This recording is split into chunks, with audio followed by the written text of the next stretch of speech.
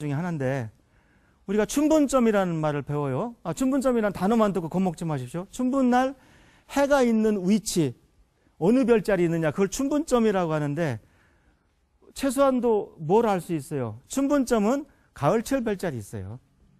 왜?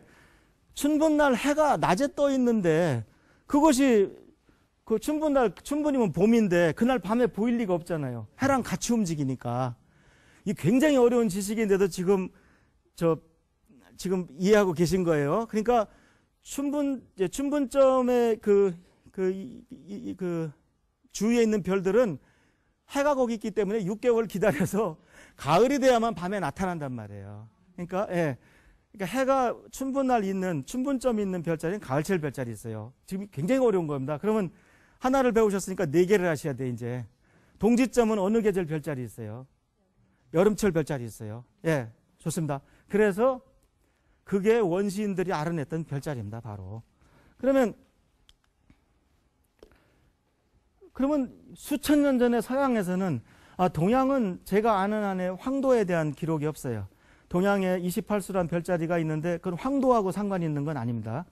그거는 그냥 우리 동양은 동쪽은 청룡, 서쪽은 백호, 남쪽은 주작, 북쪽은 현무 이렇게 배치가 돼서 그냥 만들어진 별자리지 황도하고 상관없어요. 근데 서양은 정확하게 이건 현대 황도 12궁입니다. 그래서 1월은 염소, 2월은 물병, 3월은 물고기, 4월은 양, 5월은 황소, 6월은 쌍둥이, 7월은 개, 사자, 처녀, 천칭, 전갈, 궁수. 오늘날 어린이들은 다 알고 있어요. 이거 순서까지 거의 알고 있어요. 그런데 이것이 이미 수천 년 전에 만들어졌다는 겁니다. 그래서 이 황도가 나중에 이제 비단길이나 이런 데를 통해서 전달되고 했겠죠. 그래서 그 황도라는 말이 이제 처음으로 소개가 되죠. 그런데 그래서 황도를 이거는 단어가 어감도 좋고 꼭 알아두시면 좋겠습니다. 조디악이라고 합니다. 조디악. 예, 예를 들면 이 라틴 별자리나 이런 것은 그 어떤 이름 지을 때 참 좋아요. 예, 여러분들 뭡니까? 요즘 휴대폰도 안드로이드 그건 안드로메다 별자리, 안드로메다 은하에서 온 것이고, 베가는 직녀성이고, 갤럭시는 은하고 막 그렇습니다. 그래서 이 조디액을 이제 동양에서는 이걸 수대라고 불렀습니다. 그래서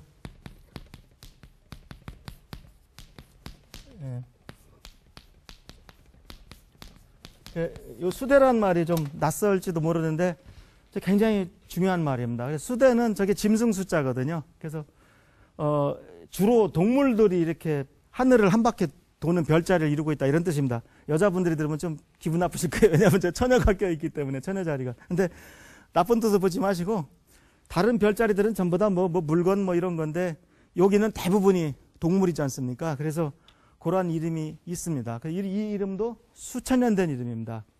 그래서 제가 저쪽에 이제 이름들을 한번 쭉 우리 역사를 정리하는 차원에서 한번 쭉 알려드릴게요. 그래서 염소는 중요한 것만 적겠습니다. 시간 관계상.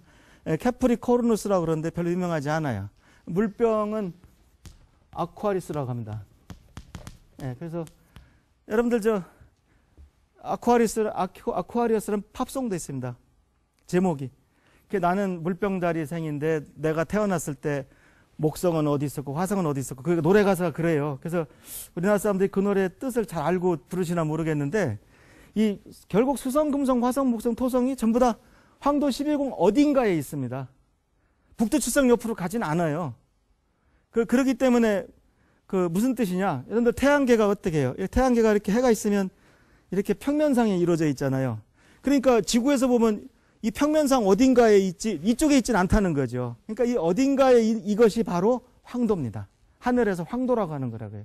그 다음에 이제 물고기는 파이시스라고 합니다. 파이시스. 전부 라틴 말입니다. 그러니까 파이시스는 피시지 피시 물고기. 그죠?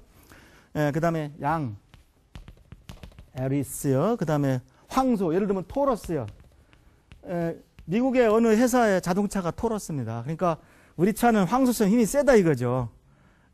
실제로 의료기구 회사 중에도 유명한 데가 토러스라는 데가 있어요. 쌍둥이는 제민이라고 합니다. 영어로는 제미나이라고 읽는데, 제민이라고 하는 것이 제가 어렸을 때 맨날 미국에서 뭐 로켓 뭐 쏘았다 했을 때 제미니 매트, 아폴로 매트였어요. 그러니까 바로 이 제민이는 쌍둥이라는 그 별자리가 되겠습니다. 사자는 뭐 다 아시고 레오. 처녀는 뭐 버고, 영어로 버진하고 똑같아요. 버고. 예, 그다음에 천칭은 이제 라이브라라고 합니다. 라이브라. 라틴 말로 리브라. 그래서 L-I 뭐 B-R-A 그렇게 되고요. 전갈은 영어 스콜피오하고 똑같게 스코피우스라고 합니다. 스콜피우스. 공수는 이제 세지테리어스라고 쓰는데 그 이름부터가, 그러니까 예를 들어서 우리가 어떤 약을 만들었어요. 근데 이 약을 세계 무대에 팔고 싶은데 뭐 우리나라 이름 뭐 이렇게 임꺽정 이렇게 지면 우리나라 사람들은 알지만 예를 들어서 서양에서는 모를 거 아니에요. 그러니까 서양 사람들한테 팔기 위해서는 헤르쿨레스나 뭐 페르세우스 써야 되겠죠. 근데 똑같은 약 이름을 짓는데 같은 제품을, 이건 실례입니다. 예, 제가 뭐 말씀드릴 수는 없지만 같은 제품인데 하나는 오리온이라고 이름을 짓고, 예, 오리온은 영어로 오라이온이라고 합니다. 하나는, 그러면 상대 업체는 헤르쿨레스나 페르세우스 같은 영웅 이름을 짓고, 하나는 오리온은 사냥꾼이거든요. 옛날 그 고대 문화에서 비교가 되겠습니까? 그래서 그게 그 세계를 무대로 몇천 년 된 그 고전 지식이 그렇게 중요한 겁니다. 한 회사를 살리고 죽일 수 있는 겁니다. 예, 그래서 이 별자리 이름만 해도 굉장히 중요하다, 그런 말씀을 드리고 싶어요. 그래서 자, 이 그림은 이제 제가 이 그림을 이해하시라고 그린 게 아니라, 이것이 그러니까 하여튼 이것이 인류 문화가 담긴 수천 년 된 지식이다, 그렇게만 보시면 되겠습니다. 그러니까 자, 하늘은 둥근데, 자, 이렇게 보시면 됩니다. 지구가 해를 돌고 있는데 23.5도 기울어져 있어요. 여러분들 저 자전과 공전만 해도 골치 아파요. 근데 저 23.5도 기울어져 있다는 게 이게 또 얼마나 속삭입니까? 얼마나 속삭이는지를 아직 잘 모르실 거예요. 근데 예를 들면은 초등학교에서 이런 질문이 나올 수 있습니다.